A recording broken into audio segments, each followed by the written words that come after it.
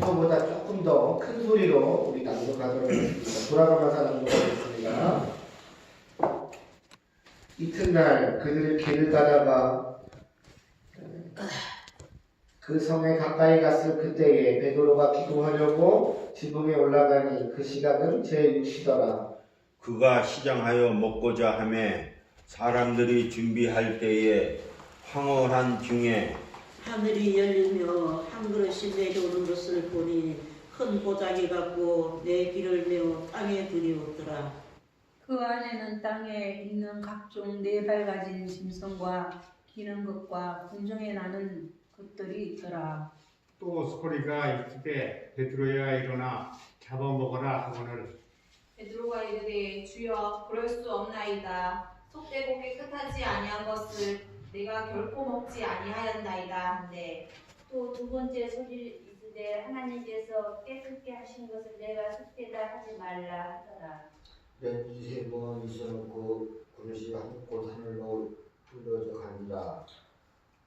베드로가 번파 환상이 무슨 뜻인지 속으로 의아하더니 마침 고넬료가 보낸 사람들이 시몬의 집을 찾아 문 밖에 서서 불러붙되 베드로라 하는 시몬이 여기 유숙하느냐 하거늘 베드로가 그 환상에 대하여 생각할 때에 성령께서 그에게 말씀하시되 두 사람이 너를 찾으니 일어나 내려가 의심하지 말고 함께 가라. 내가 그들을 보내었느니라 하시니 베드로가 내려가 그 사람들을 보고 이르되 내가 곧 너희가 찾는 사람인데 너희가 무슨 일로 왔느냐. 그들이 대답하되 백부장 고넬료는 의인이요 하나님을 경외하는 사람이라. 유대의 온 족속이 칭찬하더니 그가 거룩한 천사의 지시를 받아 당신을 그 집으로 청하여 말을 들으려 하느니라 한데 베드로가 불러들여 유숙하게 하니라. 아멘. 우리 같이 기도하겠습니다. 고마우신 하나님 아버지 감사합니다. 하나님 이제 예배가 시작되었고 하나님의 말씀을 나누는 귀한 시간이오니 하나님께서 성령께서 우리의 심령을 여셔서 하나님의 말씀이 우리의 심령에 우리의 마음밭에 뿌려지기에 조금도 부족함이 없도록 인도하여 주시옵소서. 처음과 끝을 주님께 맡기오며 예수님의 이름으로 기도드립니다. 할렐루야. 잘 오셨네요.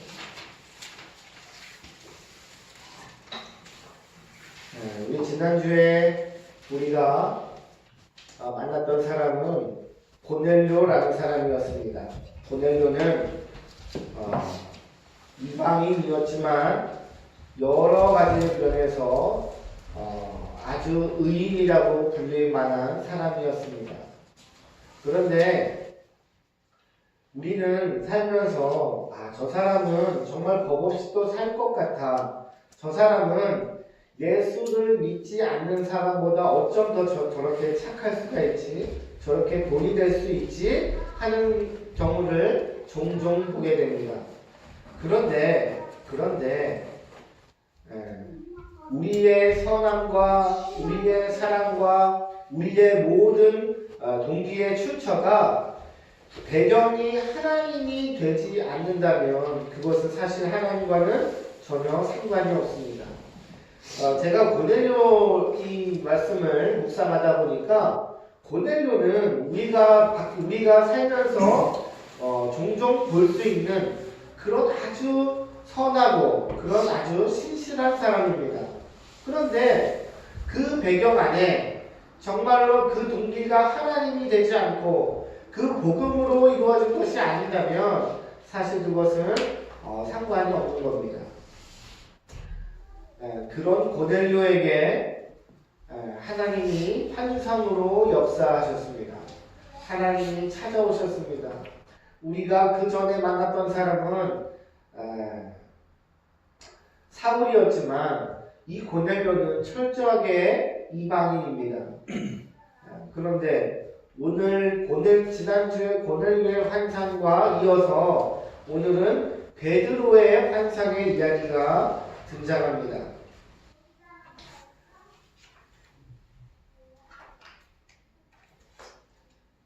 우리가 사도행전 1장 8절 말씀에 마지막에 땅끝까지 이르러 내 주님이 되리라 라고 하는 말씀은 분명하게 이방인들에게도 복음이 전해진다는 것입니다.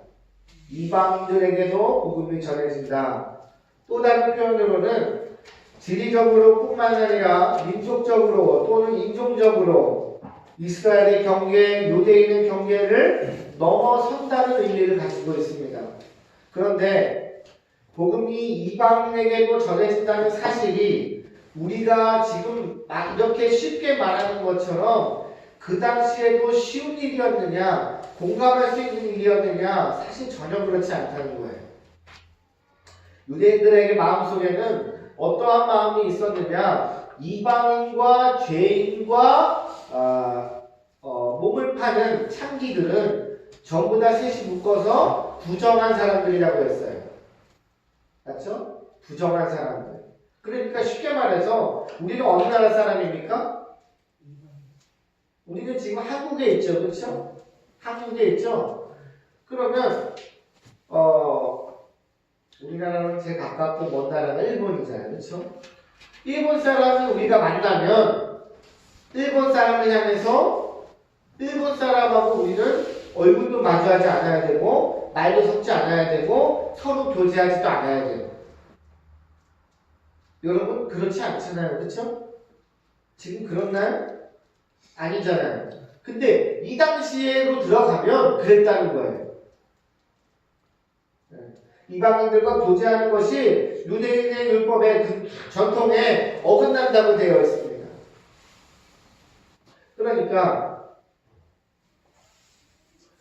복음이 이방인들에게도 전해진다라고 하는 것은 당시로서는 너무나 파격적인 일이다.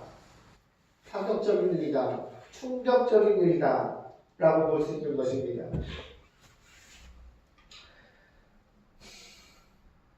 구절에 보니까 오늘 본문 말씀 9절에 보니까 이튿날 그들이 길을 가다가 그 성에 가까이 갔을 그때에 베드로가 기도하려고 지붕에 올라가니 그 시각은 제6시더라. 베드로가 기도하려고 지붕에 올라갔습니다. 그런데 복음서에서는 제자들이 기도하는 장면이 별로 언급되지 않습니다. 심지어 예수님께서 겟세마네 동산에서 기도하러 가실 때 너희도 깨어있으라고 했는데 제자들은 기도하지 않고 졸고 있었죠. 그런데 어쨌든 지금 베드로는 시간이 되어서 6시가 되어서 기도를 하러 지붕에 올라간 겁니다. 그런데 우리가 한번 살펴봐야 되는 것은 우리가 기도할 때에 기도 시간이 되었으니까 기도하는 거하고 그렇죠? 예를 들어서 우리 교회에 새벽 기도를 한다고 합시다. 새벽 5시가 되면 5시가 되면 무조건 교회로 나와서 전 성도가 기도를 하는 거예요. 시간이 되면 딱 정해진 시간에 맞춰서 기도를 하는 거예요. 그런데 그거하고 정해진 시간은 아니에요. 그렇죠? 그런데 늘 기도해요. 늘.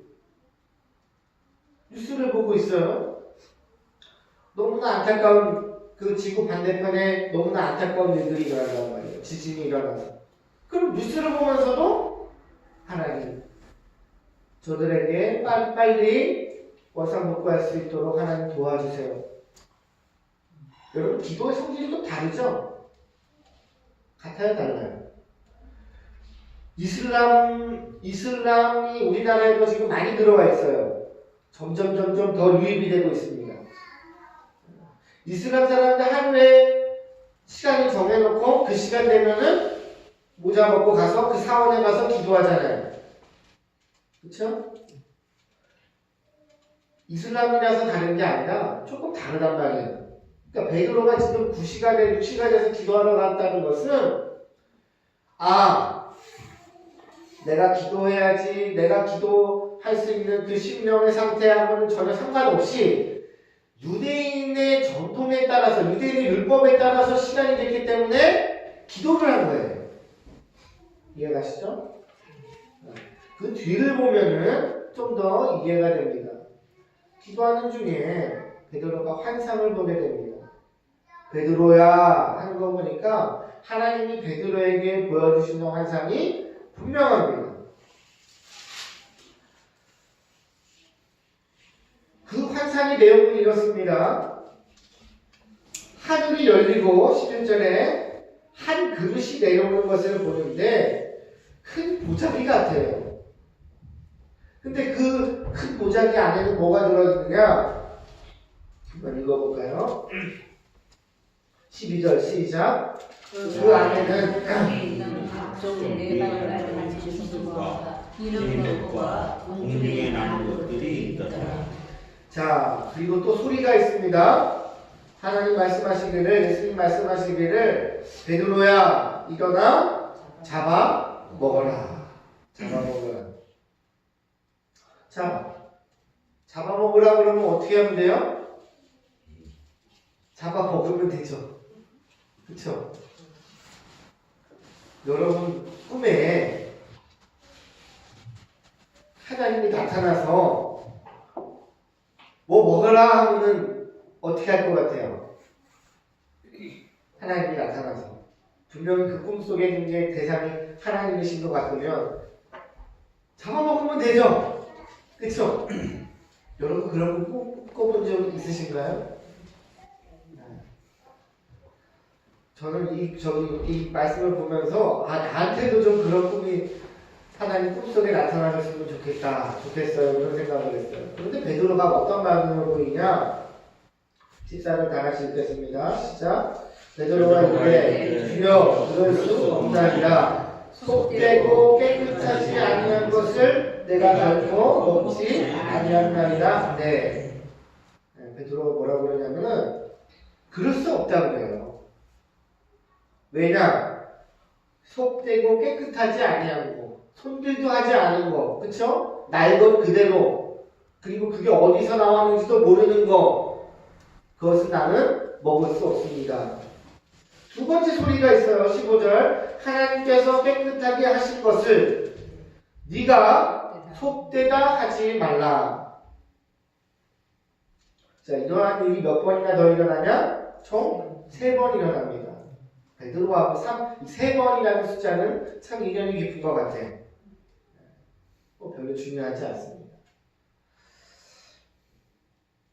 이런 일이 있으면 3번 있으면 그 그릇이 곧 하늘로 올려져 가니라.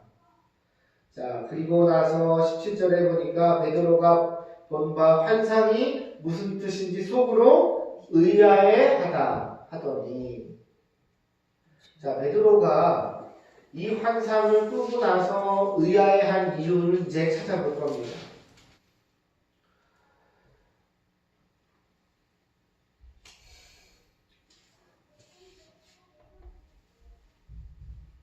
우리는 그 사람의 말을 통하여, 우리의 말을 통하여 그 말을 하게 된 그 사람의 배경을 알 수가 있어요. 아주 간단한 원리입니다. 성경도 그렇게 기준을 삼고 있습니다. 예를 들어서 뒤에 우리 유준이가 잘 쳐다보네요. 유준이가 나 지금 빨리 어제 도서공원에, 저희 집 옆에 공원에 갔었거든요. 공원에 갔는데 빨리 집에도 갔으면 좋겠어요. 이렇게. 아니 왜? 이제 집에 갔으면 좋겠어요. 자, 그렇게 말할 때는 집에 가야만 하는 이유가 있는 것이고 집에 가야만 하는 배경이 있는 거예요. 이거는 모든 곳에 다 적용이 됩니다. 베드로가 먹으라 했는데 먹지 않았던 것은 이유가 있을 것이고, 그 꿈을 꾸고 나서 베드로가 의아해한 데는 그만한 배경이 있는 것입니다. 그렇죠? 먹지 부정한 것을 먹지 않고 속되지 않은 것을 먹지 않고 깨끗한 것을 먹지 않는 것은 베드로의 생각이 아니에요. 누구의 생각이에요? 레위기 말씀에 그렇게 나와 있어요. 율법에 나와 있어요.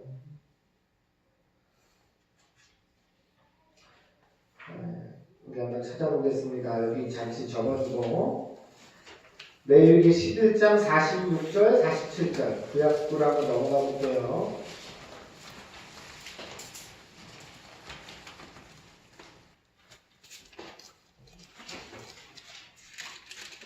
레위기 11장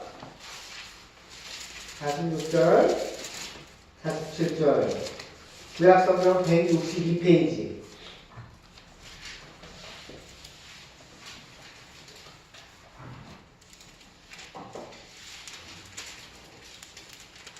다 찾으셨습니까?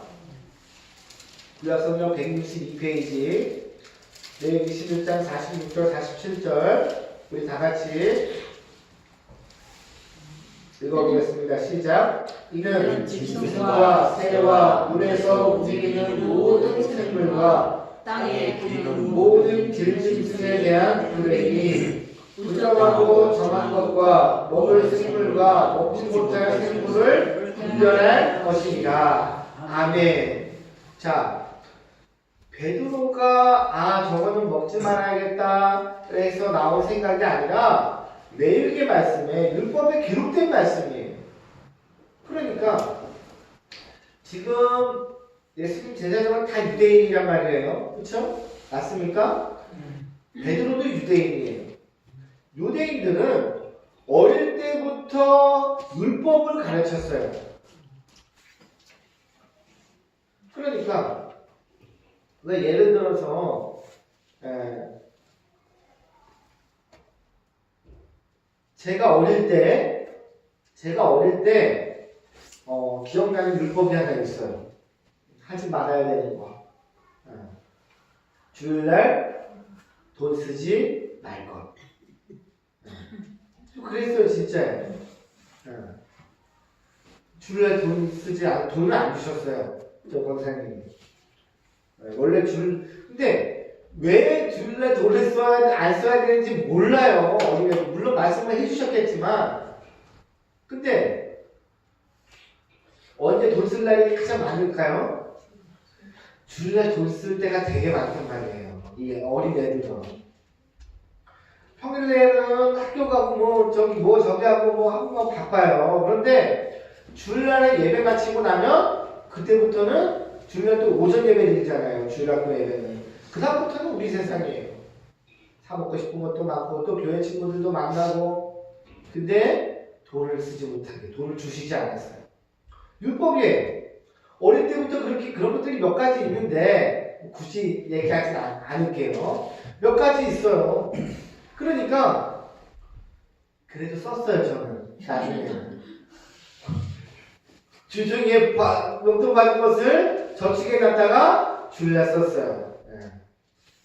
왜 그랬냐, 왜 썼냐, 쓰고 싶어서 썼지만 제가 생각에 써도 되겠다 생각했어요. 네, 여담입니다. 베드로 역시 유대인들은 어릴 때부터 교육을 받는단 말이에요. 어릴 때부터 해야 될 것과 하지 말아야 될 것과 금해야 될 것을 교육을 받는단 말이에요. 그렇죠? 그러면 그 율법들을 잘 지키면 나는 지금 하나님의 말씀을 잘 순종하고 나는 지금 신앙생활을 잘하고 있다라고 생각한단 말이에요. 맞습니까? 그런데 오늘 우리가 지금 여기까지만 해도 하나님께서 베드로에게 무엇을 하려고 하시는지 여러분들 짐작이 날 겁니다. 정답이에요. 베드로의 유대인의 전통을 깨뜨리려고 하는 거예요. 베드로 안에 있는 성령 받아서 은혜 받아서 하나님 안에서 많은 것이 변화됐지만 이제 마지막 남은 거 정말로 중요한 거 그가 지키고 있는 그 율법적인 그 테두리를 그 전통을 하나님은 무너뜨리기 위함이다. 왜? 이유가 뭘까요? 복음을 전하기 위해서요. 하나님은 얼마나 친절하시냐면 우리 지난주에 누구가 나왔나요? 고넬료가 나왔죠. 고넬료가 아주 신실한 사람이잖아요. 아주 경건한 사람이잖아요. 그래서 종들을 2명 보낼 때도 경건한 사람을 뽑아서 보냈잖아요. 그쵸? 베드로에게 보냈잖아요. 그러니까 이 하나님께서 베드로가 고넬료를 만나서 고넬료에게 복음을 전하고 설교를 하려면 베드로의 마음을 정말로 하나님이 원하시는 깊은 마음, 이해되는 마음으로 바꾸시는 작업을 하시는 거예요. 덤으로 베드로 안에 있는 그 전통적인 율법적인 것도 하나님은 허무시기 원하신다는 거예요. 무턱대고 가서 전해라. 이방 사람 고넬료에게 가서 전해라 할 수도 있지만 하나님의 방법은 더 인자하고 더 친절하게 더 여러 가지 이유를 들어서 하나님은 이 환상을 통해서 베드로에게 가지고 있던 것들을 보여주시는 거예요. 아멘입니까? 아멘. 자기가 왜 하나님이 먹으라고 했는데 먹지 않았을까? 그렇죠? 여러분도 꿈에서 한번 하나님이 뭐 하라고 했는데 안 했다고 해보세요. 얼마나 기분이 이상하겠어요. 깨고 나서. 그런데 나는 율법에 근거해서 그 부정한 것을 먹을 수 없습니다. 그럼 하나님 뭐라고 했었어요?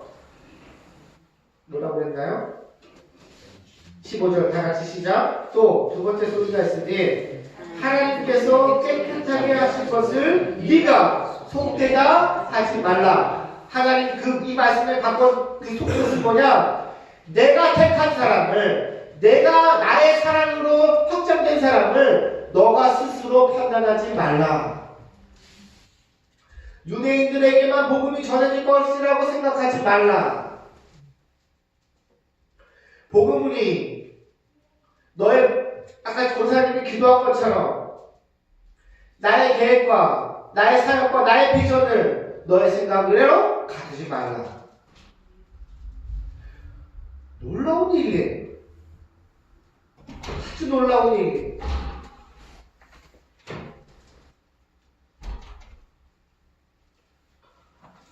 유대교 율법으로 똘똘 뭉친 자들이 그 하인들을 만나려고 하면 근거가 있어야 돼요. 내가 왜 부정한 이방인을 만나고 내가 왜 부정한 이방 백부장이 보낸 하인을 만나고 그 뜻에 따라서 거기에 청해야 되느냐? 너무나 간단합니다.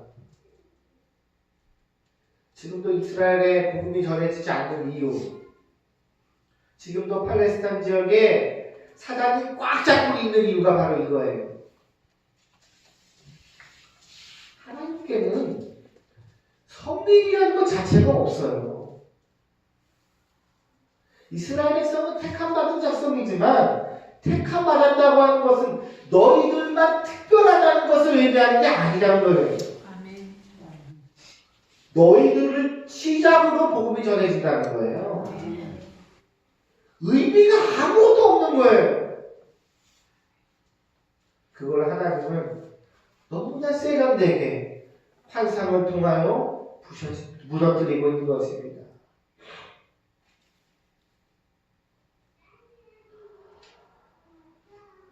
그럼 우리는 왜 하나님을 소개하고 왜 우리는 복음을 전해야 됩니까? 저희 교회는 전도를 안 하죠? 강조를 안 하죠? 우리 목사님은. 어디 가서 전도하라는 말씀은 너무 안 하죠? 맞아요? 네. 근데 왜 그리스도인들은 때에 따라서 복음을 전하고 하나님의 사랑을 소개하고 중보하고 영혼을 외품을 쓸까요?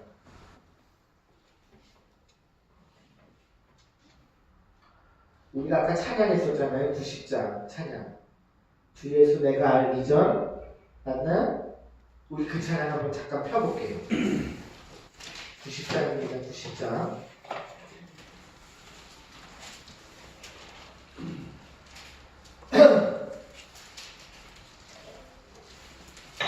다 같이 읽어볼까요? 1절 가사 시작. 주 예수 내가 알기 전 날 먼저 사랑했네. 아멘. 끝이에요. 끝. 더 이상 말이 필요 없습니다.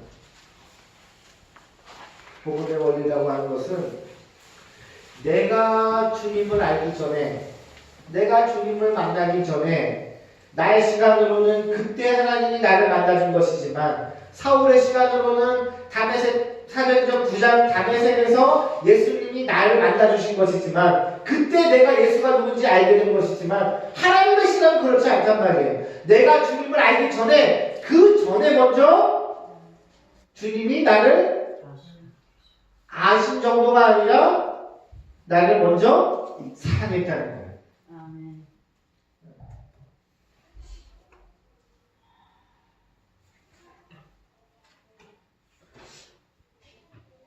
나 역시 예수를 알기 전에 하나님을 모르고 하나님의 뜻을 모르고 세상 풍조를 따라 살던 사람인데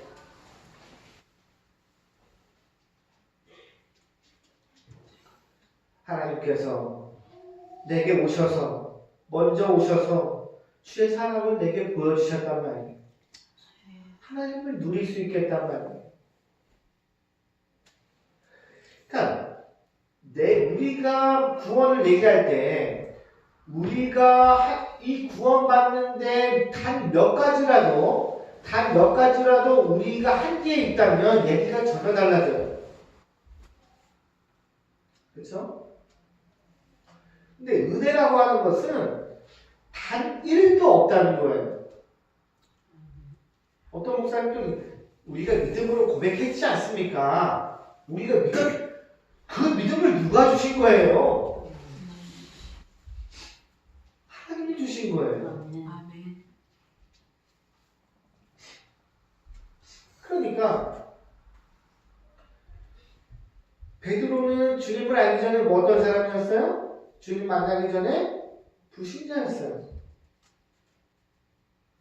유대인이었고 유대인의 율법을 따랐지만 율법으로 구원받는 게 아닌 것처럼 예수님이 보기 전에 베드로를 먼저 가셔서 따라오너라. 그리고 이 시간까지 얼마나 많은 일들을 통해서 베드로에게 나타나시고 가르치시고 또 회복시키셨는지.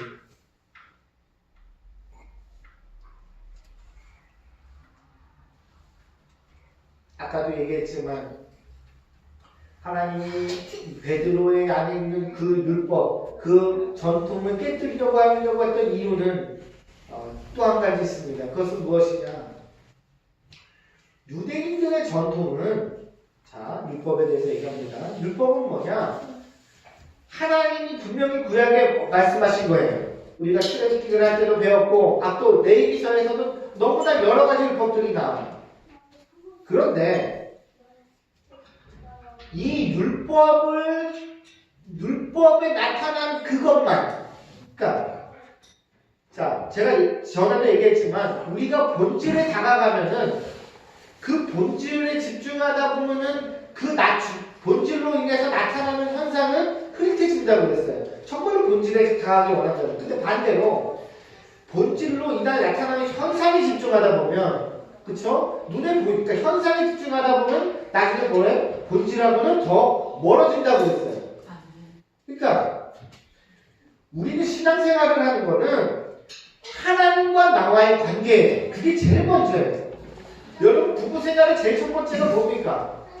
애 낳고 사는 거예요? 그냥? 애만 낳고 사는 거예요? 아니에요. 전혀 그렇지 않아요. 여러분 결혼하실 때 주례 선생님이 뭐라고 그랬어요? 주례는 근데 다 각각 하니까. 부부는요, 서로 몸을 나누는 것도 맞지만 마음을 나누는 거예요. 그러니까 다른 사람들이 다 나를 몰라줘도 내 옆에 있는 사람은 나를 알아야 돼요. 그래서 하나님이 결혼을 배필을 하는 거예요. 저는 언제 제가 주례를 할지 모르겠지만 주례 말씀을 이미 준비해 놨어요. 진짜예요, 진짜.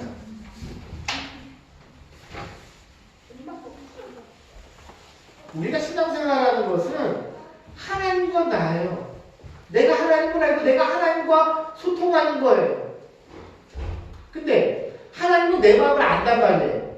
이미 알고 계세요. 아까 우리가 찬양한 것처럼. 그런데 일방적인 게 아니라 나도 주님의 마음을 알아가는 게 신앙생활입니다. 알아야 내 생각이 바뀌고 알아야 내 행동이 바뀌고 내 삶이 바뀔 거 아닙니까?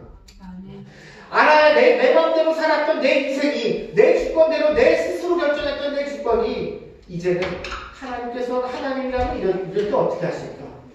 하나님은 내가 이런 무엇에 어떻게 마음을 갖기를 원하실까? 그런데 유대인들 마음속에 뭐가 있느냐? 이 율법을 잘 지키면 하나님께 정말 잘 순종한다고 생각하는 거예요.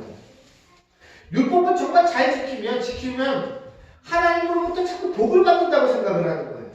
그러니까 율법을 잘 지키는 게 내가 하나님과 정말로 친밀히 가까이 그 본질로부터 가까이 간다고 생각하는 거예요. 그게 잘못된 거예요. 율법의 근간이 뭔데요? 제가 여러 번 얘기했듯이 율법의 본질이 뭐예요? 하나님을 사랑하고 또 그 하나님을 사랑하는 마음으로 이웃을 사랑하는 거예요. 그 많은 율법들을 밑석에 돌려서 짜고 짜면 그거밖에 안 나온다는 거예요. 그런데 중요한 것은 사랑 없이도 그 본질 없이도 율법을 얼마든지 지킬 수 있다 없다? 있다는 거예요. 그런데 바리새인들이 어때요? 바리새인들은 다 종교 지도자였어요. 하나님을 연구하고 하나님의 율법을 가르치는 자들이었는데 예수님은 뭐래요? 그들과 절대로 같이 할 수 없었던 거예요. 그 고우신 예수님이 바리새인들을 향해서 독사의 자식들아 강한 옷조를 써가면서 예수님께서 나무라셨던 이유가 바로 거기에 있는 거예요.